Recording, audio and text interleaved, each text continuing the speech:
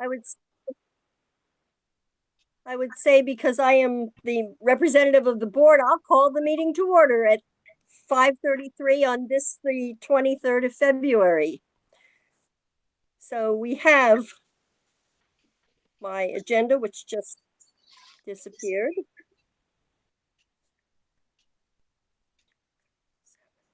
I'm back. Okay, so we'll call to order. Are there any additions or changes to the agenda?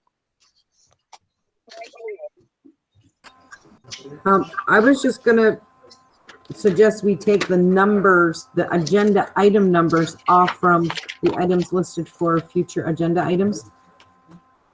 Because we're not discussing them tonight, we can leave the data there, the items, but remove the agenda item numbers, if that makes sense. So that would just be a suggestion rather than an agenda number. Right, because we're not discussing these items tonight, so they're not really agenda items, if that makes sense. Yes. So we'll remove 8. Now, does that mean, Andrea, that 9 becomes 8 and 10 becomes 9, or do they just remain there with 8 being a blank? No, we still have 8 because 8 is items for future agendas. So Okay. That's when you hold discussion and list what you want in the future. Okay. Very good. We shall do that. And then any other additions or suggestions for the agenda? Hearing none, we'll go on to public comment. Is there anyone from the public who would like to make a comment? All right, hearing none there, we will move on to the review and the approval of the meeting minutes, which I believe we could probably table for our next meeting, being that we don't have an entire membership of our committee here. So we'll table those for the next meeting. Your next meeting, you might not have anybody from the existing committee, so that might be awkward. But if you and Tim are still on it, you'll have 2 of the 3, but it'll be after board reorg. Okay. You want to wait till Victoria joins? I don't have any problems with the minutes. You want to just hold off until Victoria joins, and that way at least you have 2 of 3? Yeah, let's do that. Let's move that back to when we have an additional person. Okay. And in the meantime, we'll move forward to the annual curriculum committee work. So you want me to start on this, Alice?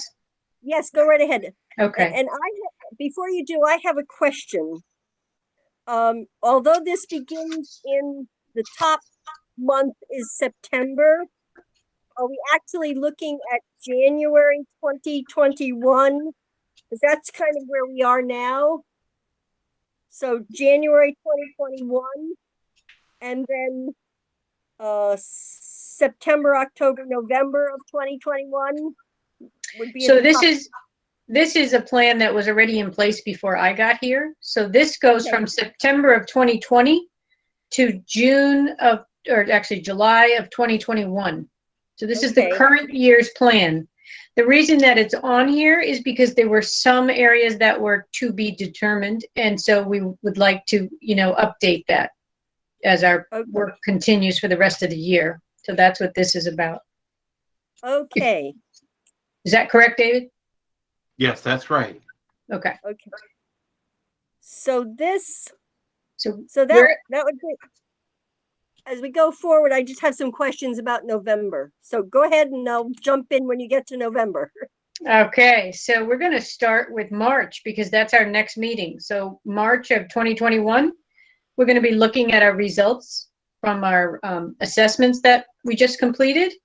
And Central Vermont Career Center will come with some teachers to present for us. They could not come today because this is school vacation and there weren't any teachers available tonight. April, we have representation from teachers, and so I was going to ask the board, is there a specific area, or do you want me to just put in the teachers that we think might be helpful for you to understand our growing learners and closing gaps that we are focusing on from now on? Well, I think we all would be, and I speak for myself, but from other members of the board who I have spoken to, I think everyone is a little bit concerned about the math and where that's going. So, and recognizing that there has been some difficult, I hate to use the word difficulty, but encumbrances due to the COVID. That maybe we'd like to hear how that math is progressing and what the teachers are doing with that. Okay. So Alice, you're suggesting in April an update on strategies to address math needs? Yes, yeah. Particularly at the elementary level.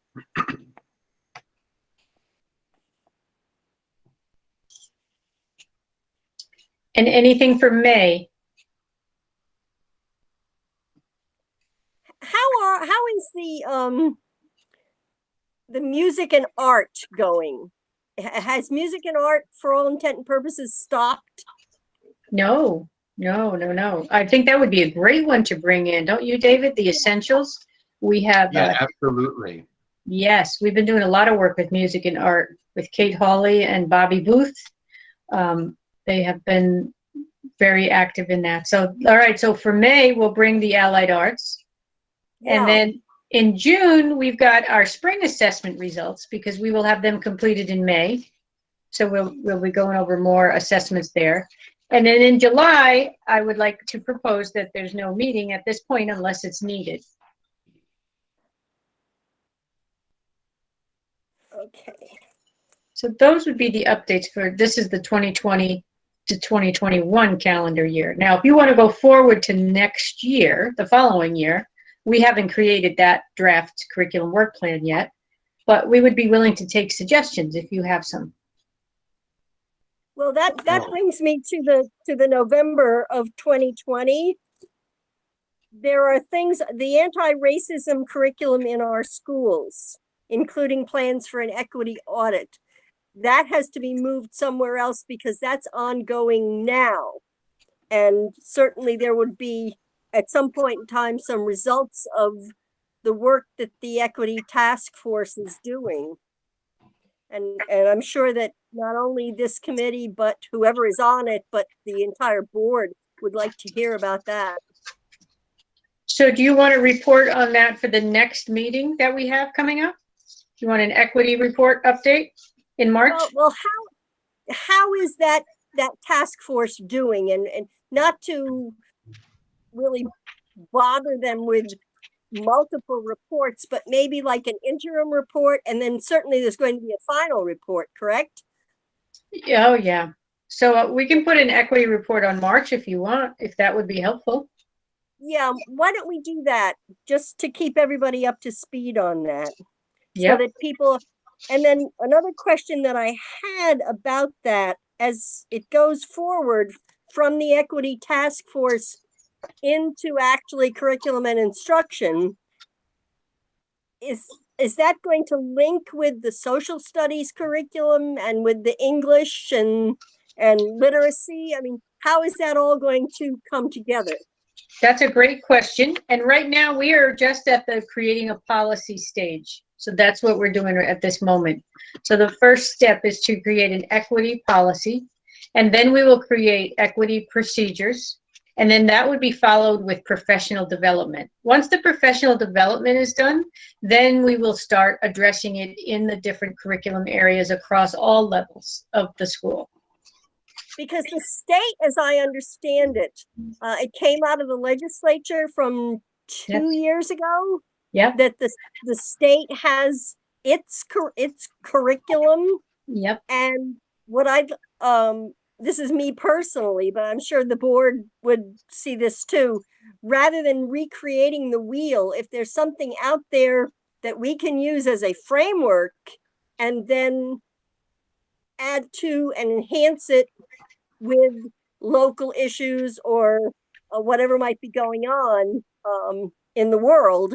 So does anybody have a copy of that state curriculum? So what Alice is referring to is a few years ago, the state passed a law that there has to be equity in the curriculum for schools. Unfortunately, they have not developed the curriculum yet. They are in the process of putting that together, but there is nothing yet. Okay, all right. So that and that's why I couldn't find it. That's why you couldn't find it. I can send you the bill that was passed, and I can send you all the information on it if you're interested in that, but there's nothing written as far as curriculum goes. But they do say they're going to do that. I thought that they had appointed a committee yes, to write a curriculum. Yes, they did. You're right, Alice. Yeah. So anyway, okay. So we'll just keep that. We'll move it from the cerebral cortex to the oblongata. There, we'll just move it back a little bit. So I'm thinking short term into long term. Right. There you go. I'm thinking with this equity work, how is it going to coincide with the plan of this committee and the curriculum committee? Because as Mary Ellen was saying, Ariel and Jameson are working with us to help develop a policy, and that's going to go to the policy committee, and then it will go to the board, and it will outline a number of different steps: curriculum, PD, watching for metrics like student success rate or student discipline, etc. So anyway, that's being created, but it hasn't been blessed yet. So how does that fit into our timeline? Okay, to whom is your question directed? To all of us. All of us. Okay. Well, I think for me anyway, the important thing would be to have a really concise outline of what we're going to do with this equity, anti-racism issue, so that it fits into the practice of instruction. And maybe we're just not, quite ready for a curriculum until we get our policy and our strategies in place. Mm-hmm. I think you're right, Alice. And I would recommend that we put equity update in June as well. And that will be our a good snapshot as to what work we have going forward. So I'm gonna add that in the curriculum work plan for equity updates in March and then again in June. Okay. Yeah, that's a good thing. So Mary Ellen and Alice, on another topic, so we have our plan going through June, and maybe I missed it if we discussed it. At what point will we start creating the curriculum plan for FY22? Because that might give us time in the summer to prepare things, at least the beginning of it, so that Mary Ellen and I can get things ready. So when would we do that work? I think that dovetails nicely with the design team work. So once we get the findings of the direction and the goal that the district is focused on, all of our work is directed in that direction. Mm-hmm. So our curriculum work will be supporting the goal and the direction that we're going to. Hopefully it will be just a few items to really implement school change, and we will map this out accordingly. Being that the allied arts will probably not take up the whole time, should we put something in May to begin to talk about a calendar for next year? Yes. That also, another reason is that also gives any new members of the board who might be on this committee, it would give them a little time to get up to speed. Yes. By May. Yep. So allied arts, and what should we call that? How about start curriculum plan for FY 21-22? Okay.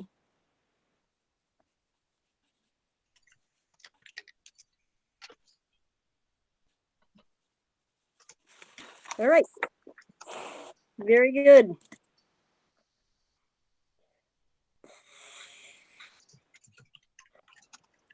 So But everything else pretty much in that November time frame.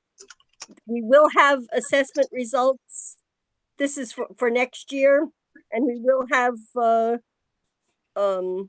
we could probably still have an update from the regional advisory board. As long as everything stays the same, yes, Alice. Yeah. But if the direction of the design and vision team changes, then we will adjust it accordingly. Okay. But the assessments, they're pretty boilerplate, aren't they? Because those results have to be reported to the state at a certain time, correct? Well, there's multiple assessments, and so we will be looking at all of them. Some of them are boilerplate, but some of them are very specific to the Barre district. Okay. Can I just get some clarification? Because maybe I misunderstood. If I'm looking at this current draft, I was thinking that September through December was our current 2020, what we have done already. It's That's not the correct. plan yet for next year. Okay, that's what I thought. Yes. So you may want to repeat next year, but you'll confirm that when you do your planning, perhaps in May. That's right. Thank you. That's right.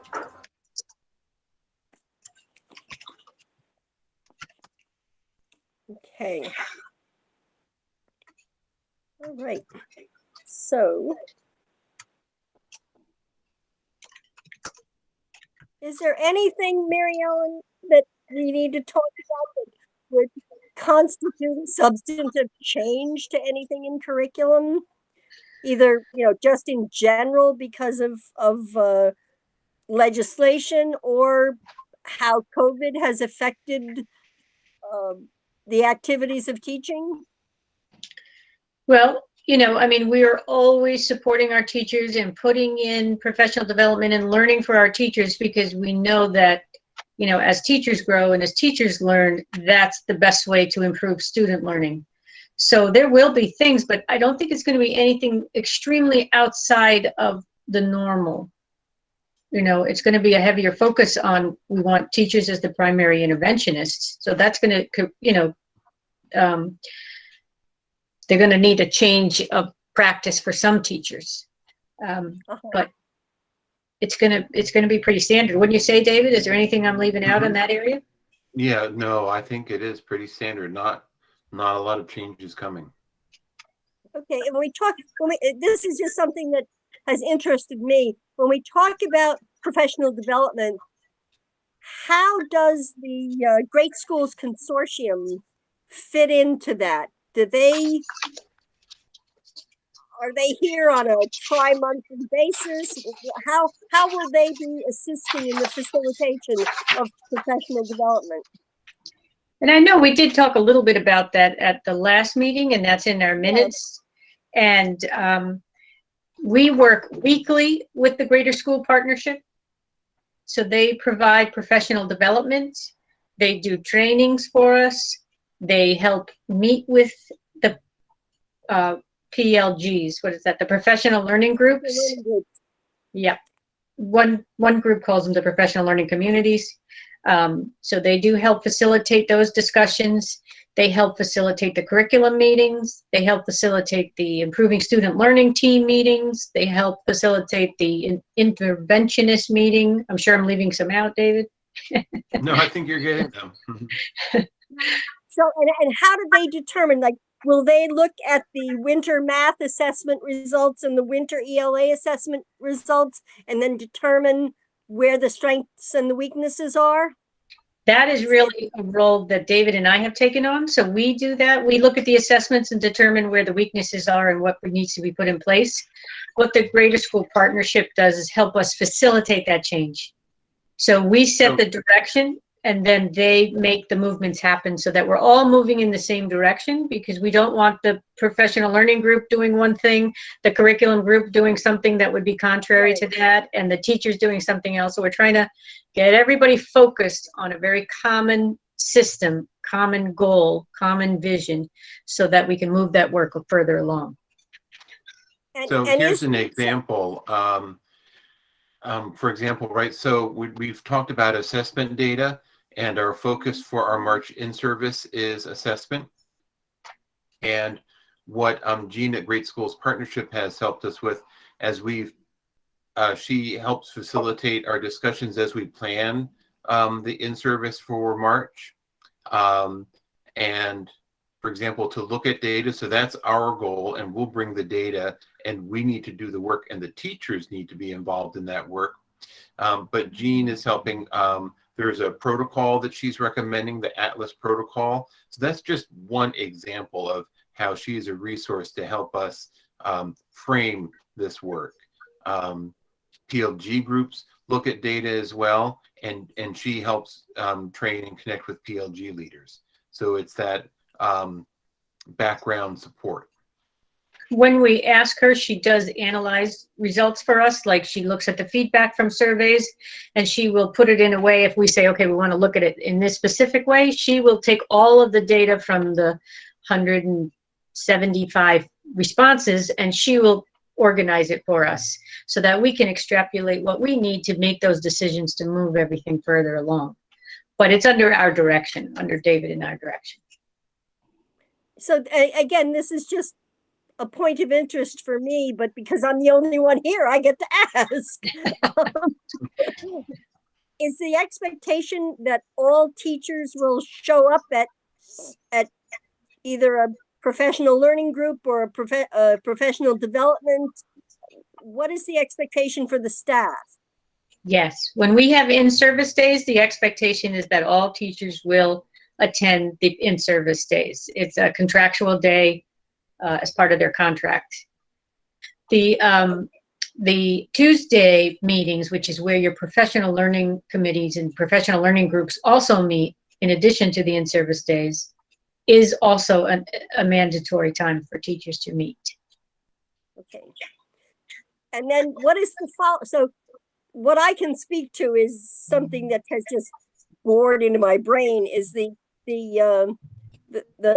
question about the mathematics in the third grade and what happened during COVID and remote learning for the mathematics in the third grade.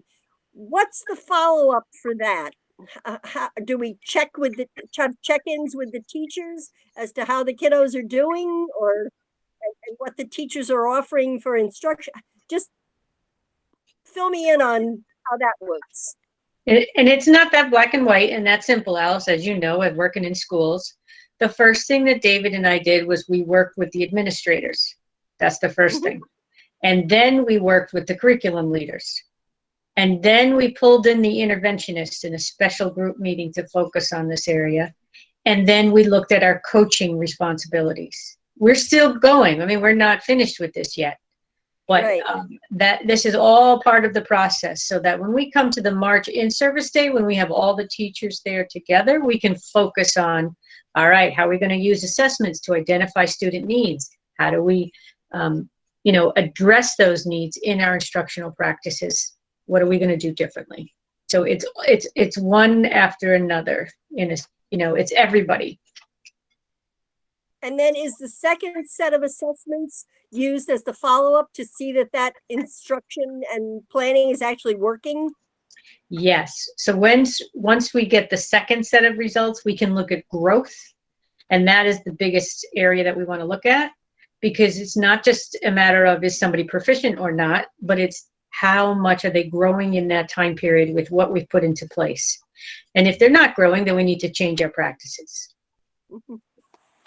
Okay. I could give just a little bit more detail because I'm excited about this.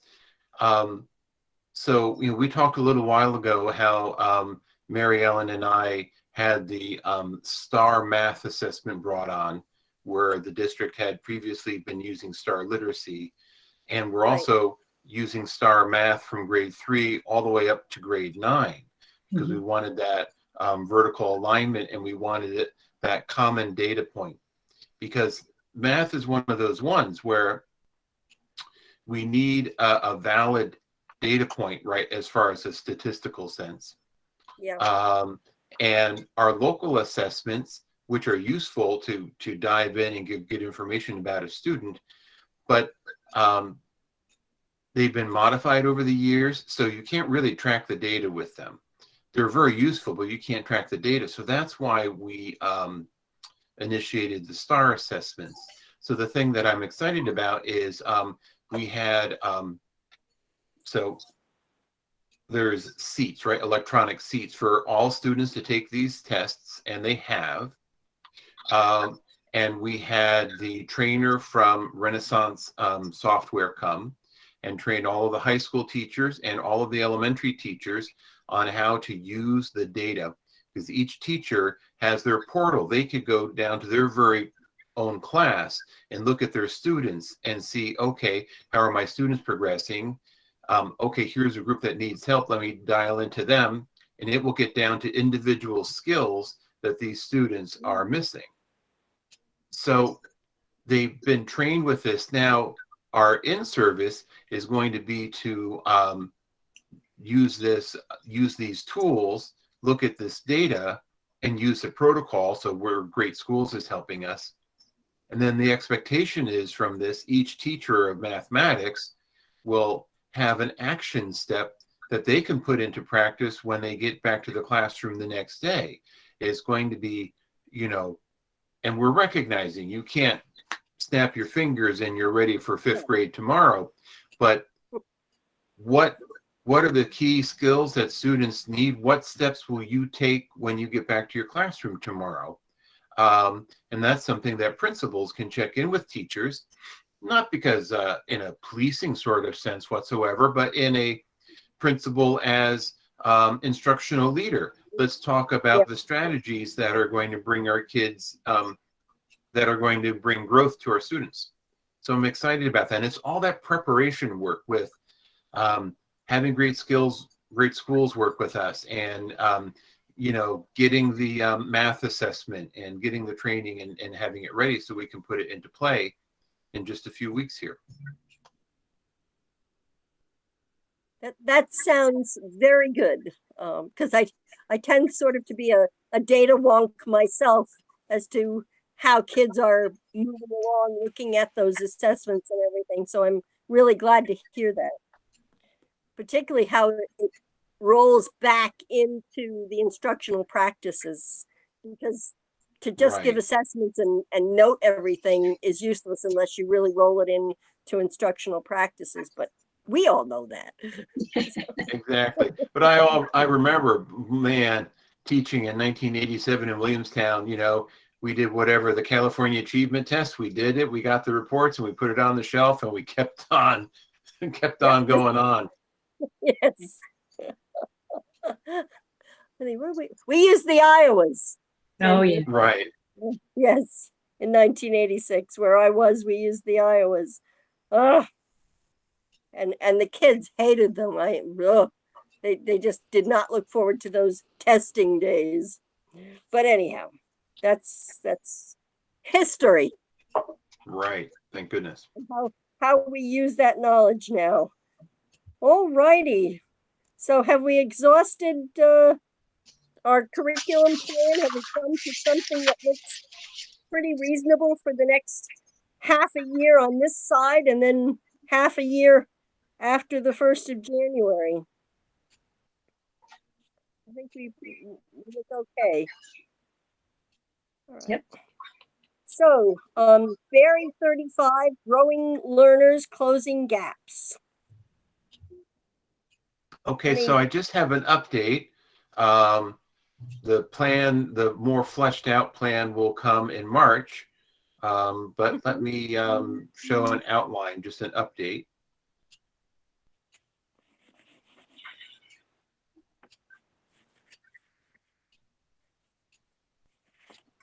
Now, this first part took me hours. Giuliano took me in and showed me how to use the Granite tools.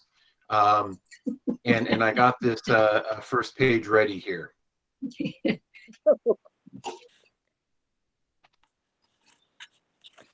Okay. So, you know, Mary Ellen and I have been working on different aspects of this Barry 35 Growing Learners Closing Gaps plan. And this is going to meet the needs of the recovery plan that the state is going to ask us to have. They haven't given us the template for that, but we expect it maybe in a week or so. They're very close to having it finished. And Mary Ellen's understanding is that it'll be in the format of a continual improvement plan, which informs this table of contents. So we'll have a timeline for this plan. And this is one thing that's really important is that this is a multi-year process. That the timeline will include things that we are doing now in the spring, plans in the summer and fall, but also going all through next year, the FY22 school year, FY23 school year, and FY24 school year. So, and this will be a living document. So as we make our plans for our continual improvement for our students, it will be part of the Barry 35 plan. And if people forget why it's 35, it's that our 4-year-olds right now will graduate Spalding in 2035. A big part of the plan will be assessing needs. We were talking about this a little bit before. So this is where some of our assessment data will live, and also outline the steps where we will be analyzing the data. The next 2 sections are about multi-tiered systems of academic support. We have, in this committee, have talked about how we're aligning our intervention work. And we're now meeting on a regular basis with our interventionists. And the focus of their work always has been closing achievement gaps, but we're going to have an even stronger emphasis on it and look really closely at how we're using this resource. And we'll also look at the role of special education and how that fits into a multi-tiered academic support system. Another area is social and emotional support, and I put multi-tiered because there's different levels of supports that student needs socially and emotionally. And I'm sure that will be part of the plan, as was the other template that the state gave us for returning to school, and it's an important one. I've been working with Pierre Laflamme and sort of picking his brain, since that's an area of specialty for him, to look for areas that we can add into this section. The other part is professional development, and we talked about that a little bit, that it's going to be focusing on data and student growth. And this is also where we're going to use our coaches. We have coaches now, but we're going to sharpen their focus for strategies for improving student growth. And then summer programming, we have a big plan for summer program, and we have been meeting with the YMCA, and we'll be meeting with them tomorrow actually, to look at a really engaging opportunity for students who are currently in grades K through 7. And then to look at getting our 8th graders ready for high school. It's another section of summer programming. And then in the high school, grades 9 through 12, we've been talking with Brenda Waterhouse and Rye Hoffman on strategies that they're actually starting right now, particularly for seniors who are at risk of not meeting graduation requirements, to provide them support right now to help them finish successfully. So there's multi-facets to this plan. And like I said, this will be a living document. We'll be adding our work here, and we'll be making this public, and we'll be referring our teachers to this as we continue with our work. And there'll be a more complete version of the plan when we meet in March. Okay. So, something that always concerns me with plans and planning is, will this and the strategic planning, will they mesh? Because I always hate to see standalone, here's a plan, there a plan, everywhere a plan, that how will all these things fit together? Good point. And we will need to look for ways that they dovetail together. Good Yeah. question for the strategic plan is that's a multi-year plan as well. So, Yeah. what's the timeline for accomplishing those goals? And I think as long as it's grounded in research and what's best practice, they should dovetail completely. Yeah, because I think all the work that has gone into this and the work that's gone into the strategic plan, it shouldn't be for naught that you have to sacrifice one for the other. Mm-hmm. They should all be leading toward the same goal of having productive citizens coming through our school district. And knowing what it takes as best practice to make that happen.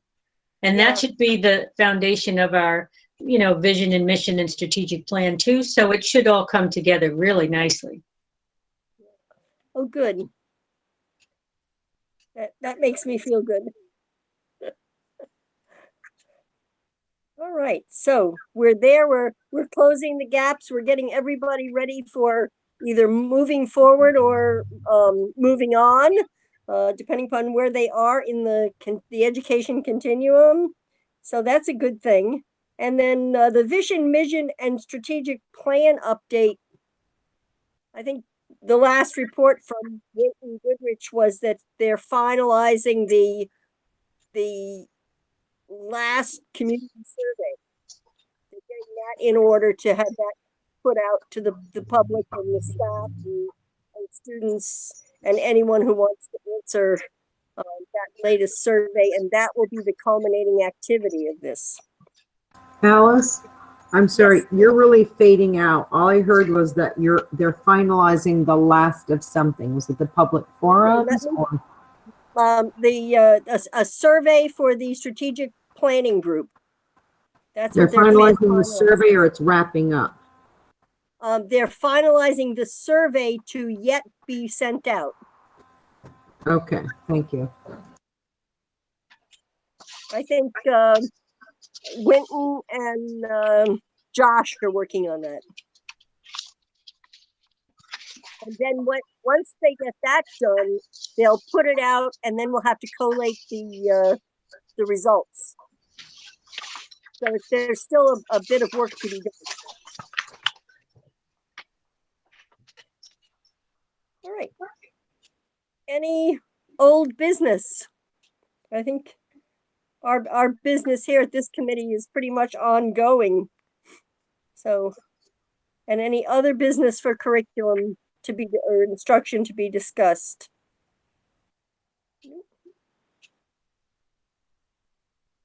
I think also just in that other business that we need to be cognizant of how the budget is going to go and how that will affect curriculum and instruction. Because that's still out there to be determined. And then we have items for future agendas. Continued updates from the Career Center, assessment update and review of results. I think that's on our calendar here. And the presentation of the draft recovery plan. Which is, that's the growing learners closing gaps. Right. And you're just to reiterate, you're waiting for guidance from the state on that? Well, we're not really waiting. We're putting our plans into place, but when we get the guidance from the state, we'll put it in their format that they're asking for. Okay. That's All a right. formatting issue. All right. And then do you want to move the minutes till next time for approval? Let's do that. So just so that, everybody has an opportunity to read them and comment if necessary. Okay, and so for listing items for future agendas, we know we have an ongoing document here, a planning document. Do you just want the minutes to reflect what you are discussing in March? or to help with preparation of the agenda, or how much do you want put on it, I guess is the question. Let's just have that a very basic assessment update and review of results. We'll just keep it at that without getting too far into the weeds. Okay, and then you'll also be doing your CVCC update, correct? That's right. Yes. And then also the assessments that are listed. You want me to take it right off the calendar here? You can. Yeah. Okay, thank you. And we're going to do an equity audit too, Andrea. An Yeah. equity, not audit, but I'm sorry, equity work update. Okay, That'll be added on there. all right, got it. And we also have the draft of the recovery plan. Which we're calling the growing learners closing gaps. So a draft of the growing learners closing gaps plan. Okay, closing gaps plan. Thank you. All right. Is March 23rd an acceptable date for everyone? Mm-hmm. It should be. Okay.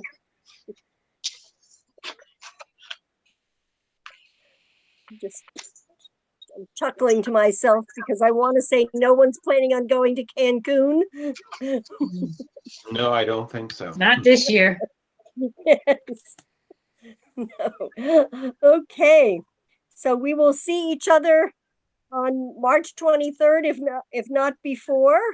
Is there anything else to come before this committee?